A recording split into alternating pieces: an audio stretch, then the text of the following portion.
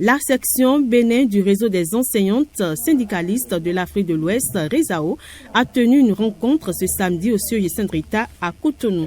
L'objectif de la rencontre est d'informer les femmes sur combien leur engagement dans les mouvements syndicaux est salutaire pour les nations. Plusieurs communications ont été développées, cela pour permettre aux femmes de briser le mythe des pesanteurs de la société qui vont croire qu'elles ne peuvent être efficaces à la tête des mouvements syndicaux. Sylvie Laure Ada, enseignante de la langue anglaise, est la présidente du réseau des enseignantes syndicalistes de l'Afrique de l'Ouest, section Bénin. Nous avons choisi comme cible l'opinion publique pour penser avec nous, pour réagir avec nous, pour apporter des solutions. La femme étant toujours considérée comme le sexe faible, nous avons fait cette activité pour la sensibiliser de nouveau à intégrer le syndicat, à rejoindre le syndicat, à être impliquée dans le syndicat avec volonté. Sur le même thème. Ensuite, il est à noter que la femme elle-même, quelle est la volonté à intégrer le mouvement syndical. Parce que sans volonté, il n'y a pas de travail.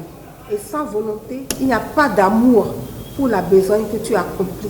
Pour certains, les femmes entre elles ne se font pas confiance et cela hypothèque leur meilleur positionnement. Sylvie Laurada y voit un problème de complexe et lance un appel. Je pense qu'il y a un problème de jalousie, un problème de complexe. Parce que là où il y a plusieurs femmes, il y a toujours la mésentente. Mais là où il y a l'homme et la femme, je pense que tout évolue bien. Donc c'est pourquoi nous aussi dans les syndicats, on doit rester à côté des hommes. Maintenant, les femmes, il faut qu'elles aient confiance en elles-mêmes et sachent qu'elles peuvent faire le travail. Mais dès qu'on voit une femme se lever, on se dit, bon, celle-là, elle est à la une, elle appartient à tout le monde. C'est pourquoi elle veut se faire voir ici, elle veut se faire voir là. Je pense que ce mythe de penser mal des femmes, cette pesanteur sociologique, on doit pouvoir l'éliminer quotidiennement de notre mentalité et prendre la femme comme un être qui peut agir comme l'homme. À la fin de la séance, quelques participants se sont confiés au micro de Edem Abdias Sosoupé. C'est très important cette activité que nous menons aujourd'hui. Vous savez, nos femmes n'aiment pas sortir. Nos femmes, on ne les sent pas sur le terrain.